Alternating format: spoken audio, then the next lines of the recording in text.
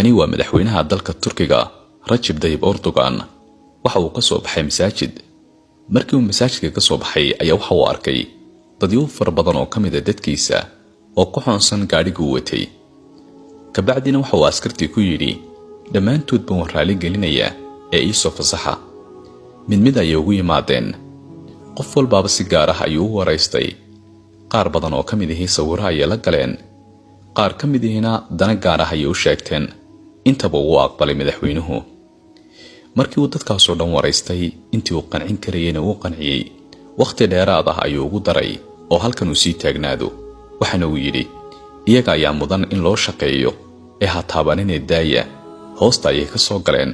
waxay dareemeen in madaxweynahoodii la sheekaysanayaan laakiin Erdogan waxa uu ka duwan yahay madaxweynayaasha kale caalamka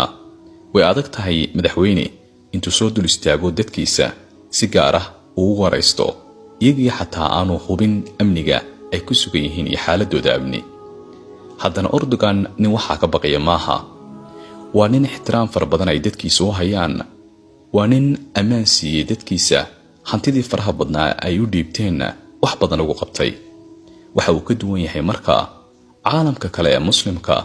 ama dunida kale ee aynu ku noolnahay ee inta badan madaxweynayaasha ay ka baqaan